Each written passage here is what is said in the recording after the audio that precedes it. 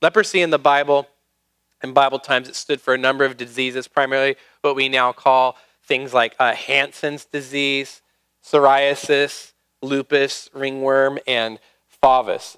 They're all diseases that show visibly on a person's skin, like in a rash or a boil or a scab-like mark.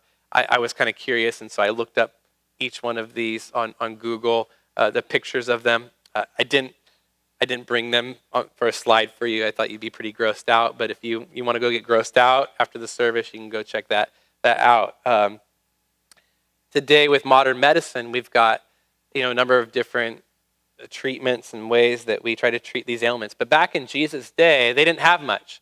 So the law of the land was that they had to be quarantined. And so what they did is they created leper colonies where if you had any of these leprosy disease, you had to go live there. And then anytime that you ever ventured out of it into the regular population of people, you were required to shout out, "Unclean, unclean," so that nobody would come near you. Got to keep at least a 10-foot space so that they can't become infected. So with lepers, they dealt with a number of things. Not only the physical pain of the disease, but then the pain of being socially ostracized in this way.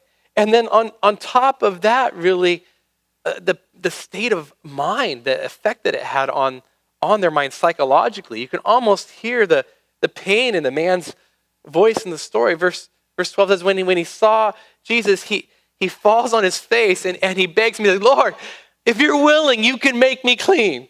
Please, Lord, please heal me. Help." He's begging Jesus. He's broken. Help. When was the last time that you were sick? That you got sick, maybe couldn't go to work or school and had to stay in bed. Do you remember what it was like?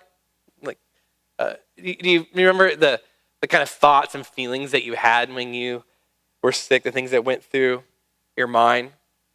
We've got people in our church that have dealt with and are dealing with some pretty serious and scary things. We've got multiple people that have cancer. We've got some that are going through chemo. We've got people with heart conditions, autoimmune disease, chronic back stuff, people with injuries. We in our church deal with all kinds of people suffering in a number of ways. I can't imagine what it would be like to have leprosy or terminal illness. However, there is one universal thing that happens when you are sick, no matter what kind of sickness that you have. And that's that it affects your mind when you're sick. I was battling a cold this last week. You can probably kind of hear it in my voice. I'm a little bit congested this morning, still getting over it. I think it was the worst of it was, I think, Thursday night. I developed like a fever, and I woke up just sweaty and with the chills, like shivering. I got up to get a glass of water, and the whole room in the middle of the night just kind of like started to sway, and I was like delirious, and I called out, I'm like, "Amy, help!" And I like briefly blacked out, and I woke up on the floor, and I started throwing up. I was so sick. It was pretty miserable, and I'll tell you what, my mind, what I told my wife is, I said, "Babe, I'm just over it. I'm done. I'm ready to die and go home and go to heaven, and I'm over it." And she said I was just being an overly dramatic man baby, but that's honestly how I felt. Like, being sick sucks. It's no fun. And there's probably truth to me being a man baby, but this is what happens when you're sick. When your body does not feel good, it affects your mind. It affects our minds. You start to think and feel down, gloomy, depressed. We tend to think that like our mind and our bodies are like separate entities that function independently of each other. But that's actually not true at all. They're like interconnected in very intimate ways. More and more scientists are discovering the connections between the mind and our bodies and how they really work together. Dr. Bessel van der Kolk, he's one of the leading guys on this, wrote this book called The Body Keeps the Score. And in it he has a chapter explaining some of this where he says, losing your body, losing yourself. And I'll read you a section of it where he explains that the sensory experiences that we have through our five senses, what happens, they get transmitted to different parts of our brain that then synthesizes them and forms a certain perspective of this perception of the world and of ourselves. Here's how he describes it. It says, the core of our self-awareness rests on the physical sensations that convey inner states of the body. It's the job of the brain to constantly monitor what is going on within us and around us. When these systems become overwhelmed by either an internal or external threat, our senses become muffled and we no longer feel fully alive. In essence, what physical and really psychological sickness can do is it can cause us to lose our sense of self, our self-identity, our self-worth. With the leper from the story, he's broken deep down. His body's broken and his heart is broken. He doesn't have any question in his mind about whether Jesus actually could heal him and has the power to heal him. He believes that. He just thinks that Jesus probably wouldn't want to. That Jesus wouldn't really care for him. I mean, the text says he was full of leprosy, so he's got a pretty advanced stage of it. He's probably been suffering from it for years of being segregated from people, years of calling out, unclean, unclean.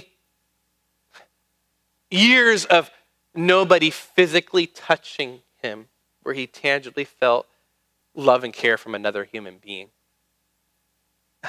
He'd reached a place where he'd come to believe that he was not only physically dirty, but dirty in his soul to the point where he had no self-worth left. His only hope was that maybe, just maybe, Jesus isn't like all the rest of them and he'll actually care for me. Maybe he'll care. And maybe he'll be willing. If you're willing, if you would just be willing, Jesus, if you would just care, I know you can make me better.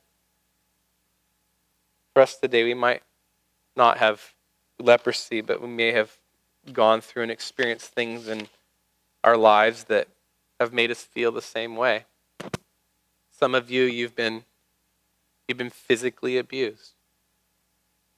Some of you have been sexually abused. Some of you have been verbally abused as the reality of the broken world that we live in. And the effect of that, I mean, you may be here and the sins that have been committed against you and done to you, they may have they've had a way of eating away at your soul and a person to where you don't really have much left. You don't really feel like you're worth much. It might be the truth that deep down you just feel dirty and worthless. Contaminated, spoiled goods, like the leper here. In response to this leper's cry of his condition, Jesus reaches out. He touches him. Jesus is willing to touch him, and he says, I will be clean. I'm willing. Be clean. The compassion of Jesus here. I'm willing. Be clean. No matter what has happened to you in your life, no matter what has been done to you, what Jesus says to you is, I'm willing. I can heal you. I can restore you. Today, where in your life do you need the touch of Jesus' healing hand? Where do you need him to work in your heart? What things have happened in your life that have caused you to lose your sense of self and self-worth, and you need Jesus to restore you? I think about that moment. It's like when Jesus touched him, immediately the leprosy left him. I mean, immediately he got new skin all over. Where do you need Jesus to give you new skin today? If you turn to him, he will heal you. He's willing. He's willing. Jesus heals all wounds.